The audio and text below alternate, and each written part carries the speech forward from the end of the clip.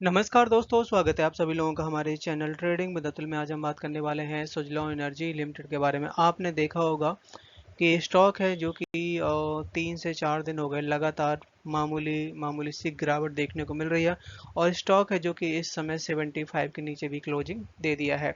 बहुत सारे लोगों के कमेंट्स आ रहे थे कि क्या यहाँ से नीचे चला जाए तो क्या हम यहाँ पे बेच के निकल जाएं।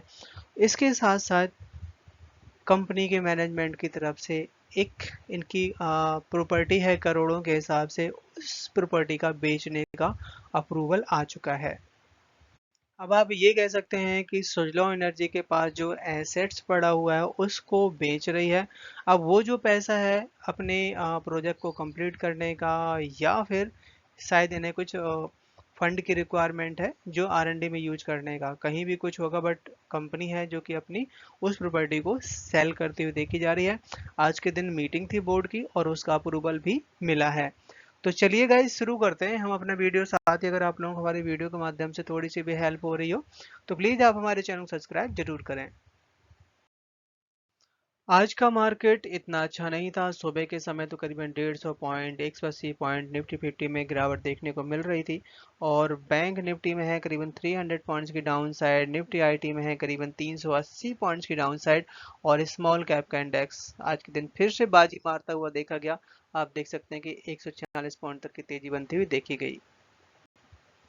स्टॉक है जिसमें लगातार वॉल्यूम कम होता हुआ जा रहा है। आप देख सकते हैं कि 11 करोड़ का वॉल्यूम मंथली एवरेज दिखा रहा है, वीकली एवरेज 6 करोड़ का और आज के दिन करीबन 3 करोड़ का वॉल्यूम दिखाई दिया। अब यहाँ पे कुछ रिसर्च निकल के आई है कि किस लेवल पे हमें यहाँ पे निकल जाना चाहिए और आप देख सकते हैं कि करीबन 800% से ज़्यादा, मतलब 1000% तक का रिटर्न दिया है इसने एक साल के अंदर। और इस समय स्टॉक में तगड़ी पिटाई देखने को मिल रही है। यहाँ पे बताया जा रहा है कि स्टॉक है जो कि करीबन कल के दिन 4% टूटा था और आज के दिन भी मामूली गिरावट देखने को मिली। स्टॉक का जो मार्केट कैप है जो कि 1 लाख करोड़ के आसपास पहुंच चुका है और ऐसी गिरावट है जो कि मई और अगस्त के बीच के बाद हुई है। अभी तक ऐसी गिरावट देखने को नहीं मिली और ये भी बताया जा रहा है कि इसमें सुजलॉन का जो फ्यूचर है बहुत ज़्यादा ब्राइट है, क्योंकि अभी इन्होंने टेंडर किया हुआ है खासकर एनटीपीसी के साथ में। हो सकता है वहां से मल्टीपल ऑर्डर आने की भी उम्मीद जताई जा रही है। इसके साथ साथ कंपनी के पास अभी करीबन 3.8 गीगावाट की ऑर्डर बुक है जो कि ऑल टाइम हिस्ट्री में अगर देखा जाए तो सबसे ज़्यादा ऑर्डर इस समय है इनके पास में और 25-26 में इनके पास और भी अच्छे ऑर्डर हो सकते हैं। तो एनटीपीसी से सबसे ज़्यादा ऑर्डर आने की उम्मीद जताई जा रही है। ऐसा बिल्कुल भी नहीं है कि स्टॉक में प्रॉफिट बुकिंग आ रही है तो मतलब फिर से स्टॉक 50 के नीचे चला जाएगा। गाइस, मार्केट में कुछ भी हो सकता है, बट जिन लोगों ने लॉन्ग टर्म के लिए सोच रखा है उन लोगों को बिल्कुल से होल्ड करना चाहिए। और यहाँ पे कुछ नंबर भी आ गए हैं। आप देख सकते हैं कि अगर 70 रुपये के नीचे जाता है तो हमें स्टॉक से एग्जिट कर जाना चाहिए।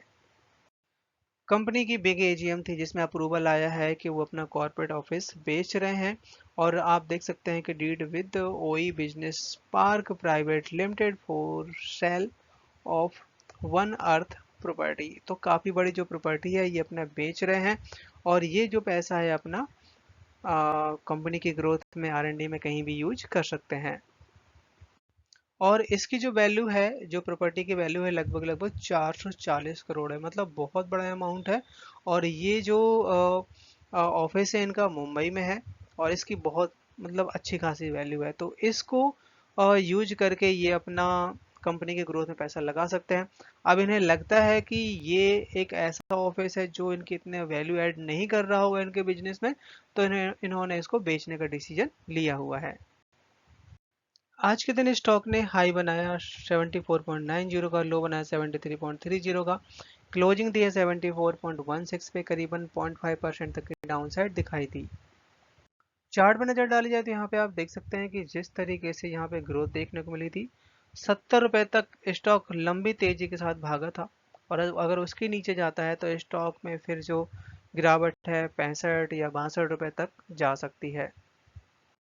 बात की जाए अगर यहाँ पे विंड टरबाइन की कैपेसिटी के बारे में, तो अभी अपने इंडिया लेवल पे जो भी कंपनियां विंड टरबाइन बनाती हैं, काम करती हैं, वो उनका जो आउटपुट जनरेशन है 3 मेगावाट से लेके 5 मेगावाट के बीच में आता है।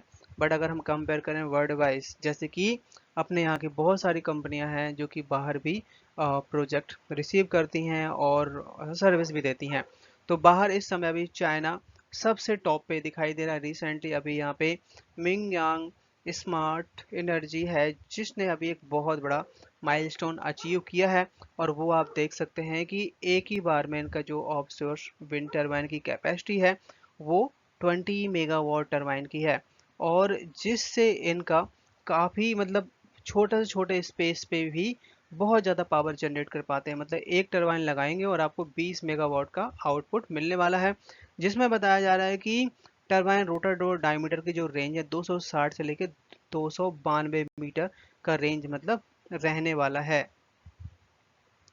और यही कंपनी है जो कि मिंग यांग जो अनाउंसमेंट भी कर चुकी है कि आने वाले टाइम में 22 मेगावाट तक का टरबाइन लॉन्च कर सकती है इन 2025 में। तो गाइज आप सोच सकते हैं कि इंडिया लेवल पे अभी इतना डेवलपमेंट देखने को नहीं मिल पाई है जितना कि बाहर चल रहा है। अगर हमें बाहर की कंपनियों को कंपटीशन देना है तो बहुत ज़्यादा इम्प्रूवमेंट की रिक्वायरमेंट की ज़रूरत है। बात करें यहाँ पे अगर विंड टरबाइन की, तो आप देख सकते हैं कि विंड टरबाइन है जो कि 3.15 मेगावाट है, जो कि जनरेट कर सकती है आपका आउटपुट, मतलब एक टरबाइन जो मैक्सिमम है। और इसका जो डायमीटर जो रहने वाला है आप देख सकते हैं 140 से लेके 160 मीटर की रेंज में रहने वाला है। जैसे कि अभी हम बात कर रहे थे कि एक नई रिसर्च हुई है और उस नई रिसर्च के जरिए बैटरी की कीमत कम होने वाली है। इसी रास्ते पे बहुत सारी कंपनियां हैं जो कि रिसर्च करने लगी हुई हैं, चाहे होंडा देख लो, चाहे आप कोई भी कंपनी देख लो जो बैटरी पे काम करती है। और बताया जा रहा है कि हर साल दर साल इनके जो प्राइस हैं 15% तक के आसपास गिरते हुए दिखाई देंगे, जिससे क्या होगा कि धीरे धीरे करके जो अपनी इंडिया में अभी सबसे ज़्यादा कोल बिजनेस बढ़ता हुआ दिखाई दे रहा है, क्योंकि इंडिया की पॉपुलेशन बढ़ रही है और उस पॉपुलेशन को इलेक्ट्रिसिटी देने के लिए कोल का यूज करना पड़ रहा है, क्योंकि बैटरी के प्राइस इतने ज़्यादा है वो अफोर्डेबल नहीं है।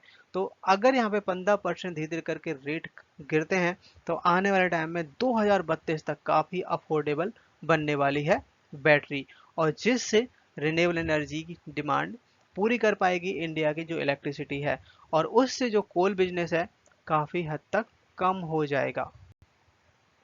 और गवर्नमेंट भी यही चाहती है, गवर्नमेंट ने टारगेट बनाई रखा है कि 2070 तक हमें 0% कार्बन अचीव करना है। और ये कोयले की डिमांड अभी इसलिए है क्योंकि सोलर और विंड के जो एक्टिविटी है जो भी ये चलते हैं, खासकर कभी बारिश हो रही होती है तो कभी उतनी हवा नहीं होती है, जिससे उतनी इलेक्ट्रिसिटी जनरेट नहीं होती है, और कभी जनरेट होती भी है तो आपके पास स्टोरेज कैपेसिटी नहीं है। तो अभी इतना कारगर नहीं है जितना कि आने वाले टाइम में होगा, और इसके लिए भाई साहब बहुत सारे लोग यहाँ पे पैसा जबरदस्त तरीके से लगाते हुए देखे जा रहे हैं, खासकर बैटरी की रिसर्च में और बैटरी की डेवलपमेंट में। और बैटरी है लगभग लगभग 83% इलेक्ट्रिसिटी डिमांड जो कि 2032 तक पूरी कर पाएगी। तो आप सोच सकते हैं कि लगभग 17% तक ही कोल बिजनेस का यहाँ पे रिक्वायरमेंट रहने वाली है, और यहाँ तक कि यहाँ पे पूरा तरीके से बता भी दिया गया है कि 50% है जो कि 2030 तक बैटरी की जो कॉस्ट है कम हो जाएगी। रिसेंटली कंपनी है जो कि आंध्र प्रदेश में कुछ इन्वेस्टर के साथ में एक बड़ी प्लानिंग कर रही है न्यू बिजनेस के लिए। रिसेंटली यहाँ पे आंध्र प्रदेश में एन चंद्रबाबू नायडू की सरकार चल रही है, और ये यहाँ पे ट्राई कर रहे हैं कि ज़्यादा से ज़्यादा इन्वेस्टमेंट हो आंध्र प्रदेश में और बहुत सारे लोगों को जॉब मिल पाए। तो बहुत सारे ऐसी स्कीम लेके आए हुए हैं जिससे यहाँ पे बड़े बड़े इन्वेस्टर हैं जो कि यहाँ पे नई कंपनियां डालने की बात कर रहे हैं, जिसमें सुजलॉन एनर्जी है जो कि दो बड़े ग्लोबल प्लेयर्स के साथ में मिलके अपना यहाँ पे एक नई कंपनी खोलने की बात चल रही है।